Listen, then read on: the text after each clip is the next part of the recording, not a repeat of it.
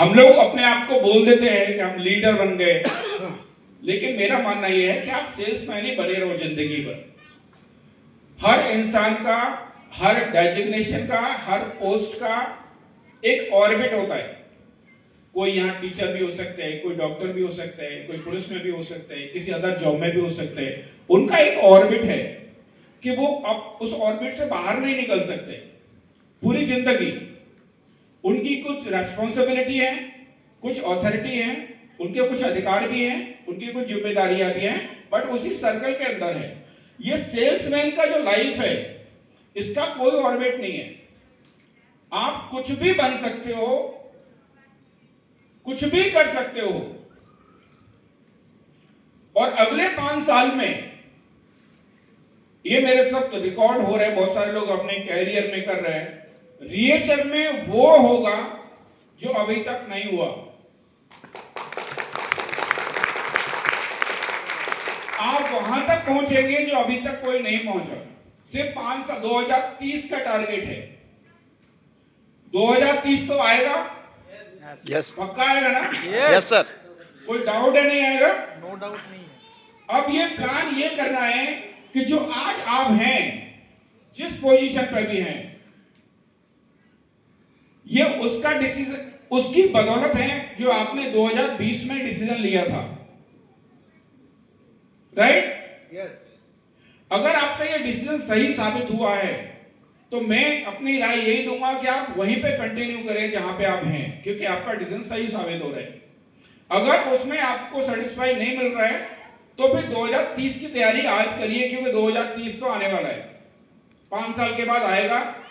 आप चाहेंगे तो भी आएगा, ना चाहेंगे तो भी आएगा, आप रहेंगे तो भी आएगा, नहीं रहेंगे तो भी आएगा। वो तो आने वाला है।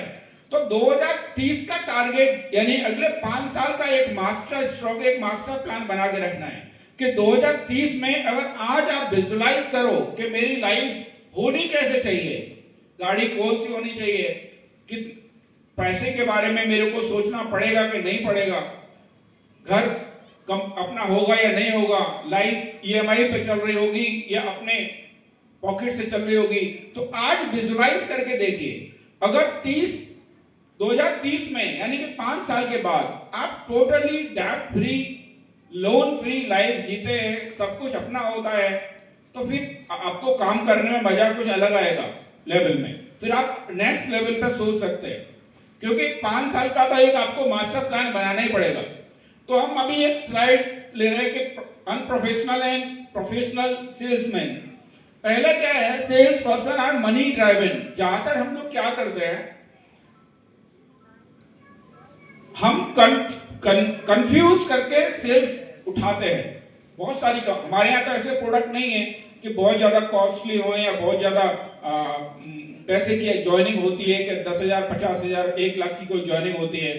हम लोग क्या करते हैं, हम कंफ्यूजन सेल्स करते हैं, कन्वेंशन सेल्स कम करते हैं और पैसे पे फोकस करते हैं। मतलब हमारा मेन प्रोडक्ट क्या है, पैसा। ऐसा हम करते हैं। लिखा क्या है इसमें, मनी ड्राइवन होते हैं, मनी को प्रायोरिटी देते हैं। अगर ये आप करेंगे, सुनने में बड़ा अजीब लगेगा, मेरे को कहने में भी कम समय लग रहा है, लेकिन इसको समझने में बहुत समय लगेगा। अगर हम इसको उल्टा कर देते हैं, उल्टा करने का एक मैं छोटा सा एग्जांपल आपको देता हूं कि आपको 10 लाख रुपए कमाना है, एक एग्जांपल लेते हैं। अपने प्लान के अकॉर्डिंग मोटा मोटा मैं आइडिया लूं तो करीब 50 लाख का बिजनेस करना पड़ेगा, राइट? आपका टारगेट क्या है, आपका मेन उद्देश्य क्या है, 10 लाख रुपए कमाना, राइट? यस। कनेक्ट कर पा रहे हैं? 2 मिनट कनेक्ट करिए सही से। मैं इसको थोड़ा सा आपको आपकी लाइफ में इंप्लीमेंट करने में समय लगेगा, लेकिन मैं चाहता हूं आप ये समझ लें कि मैं कहना क्या चाह रहा हूं। आपका टारगेट क्या है कि आपको 10 लाख रुपए कमाना है, लेकिन 10 लाख के लिए भी बिजनेस तो करना पड़ेगा। वैसे तो आएगा नहीं। विदाउट बिजनेस आ जाएगा क्या? नहीं। अगर 50 लाख का बिजनेस आपको करना पड़ता है और आपको जब 10 लाख रुपए आएगा, अब हम इसको यू टर्न कर देते हैं, 180 डिग्री पे इसको सेट कर देते हैं कि आपने एक टारगेट बनाया कि मेरे को 50 लाख का बिजनेस करना है, मेरे को यह सीखना है कि 6 महीने में 50 लाख का बिजनेस कैसे होता है। तो आपको 10 लाख रुपए आएगा कि नहीं आएगा?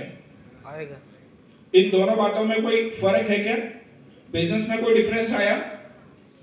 आपकी इनकम में कोई डिफरेंस आया? लेकिन आपकी सोच में डिफरेंस आया। जब आपकी सोच सिर्फ पैसे पे फोकस होती है, मनी पे फोकस होती है, तो आपको टेंशन ज्यादा होती है, काम में मजा नहीं आता है, आप मिसलीड भी करते हो, कंफ्यूज भी करते हो, मिस सेलिंग भी करते हो, फॉल्स कमिटमेंट भी करते हो, फॉल्स प्रॉमिस भी करते हो।